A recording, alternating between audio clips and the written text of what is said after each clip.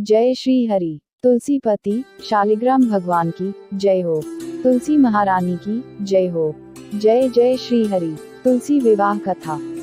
एक बार भगवान शिव ने अपने तेज को समुद्र में फेंक दिया था। उससे एक महातेजस्वी बालक ने जन्म लिया।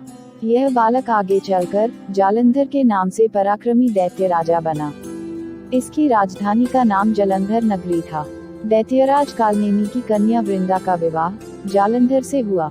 जालंधर महाराक्षस था। अपनी सत्ता के मद में चूर उसने माता लक्ष्मी को पाने की कामना से युद्ध किया, परंतु समुद्र से ही उत्पन्न होने के कारण माता लक्ष्मी ने उसे अपने भाई के रूप में स्वीकार किया।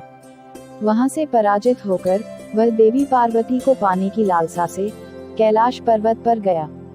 भगवान देवाधिदेव शिव का ही रूप धरकर माता पार्वती के समीप गया, परंतु मां ने अपने योग बल से उसे तुरंत पहचान लिया तथा वहां से अंतर्ध्यान हो गईं।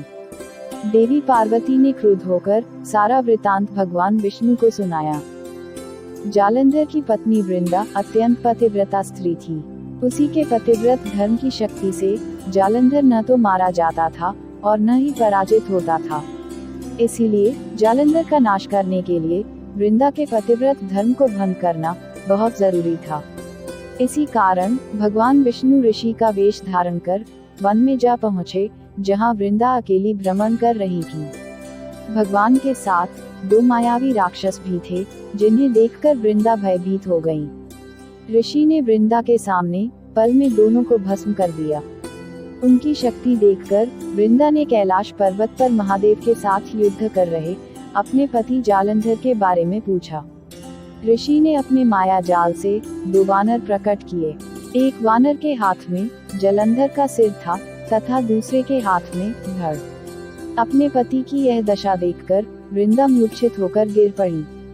होश में आने पर उन्होंने ऋषि रूपी भगवान से विनती की कि वह उसके पति को जीवित करें। भगवान ने अपनी माया से पुनः जालंधर का सिर धड़ से जोड़ दिया, परंतु स्वयं भी वे उसी शरीर में प्रवेश कर गए। वृंदा को इस छल का जरा भी आभास न हुआ।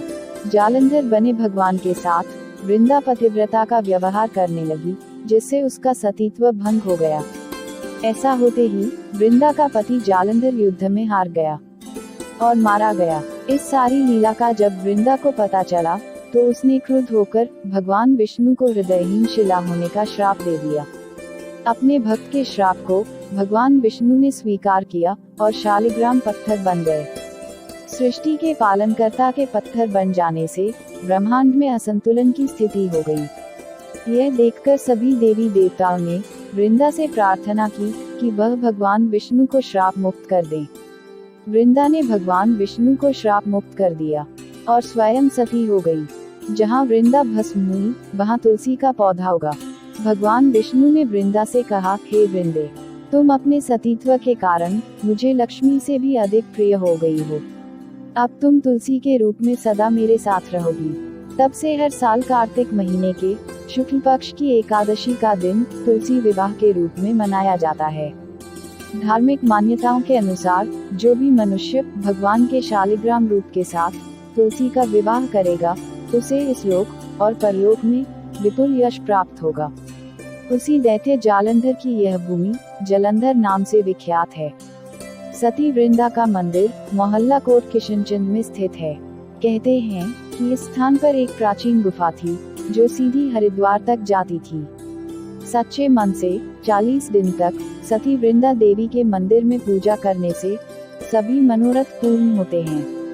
जिस घर में तुलसी होती है वहाँ यम के दूत भी असमय नहीं जा सकते।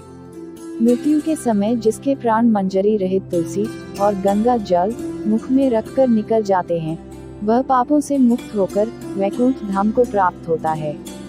जो मनुष्य तुलसी व आंवलों की छाया में अपने पितरों का श्राद्ध करता है, उसके पितर मोक्ष को प्राप्त हो जाते हैं। जय श्री हरि। बोलिए तुलसीपति शालिग्राम भगवान की जय हो। तुलसी महारानी की जय हो।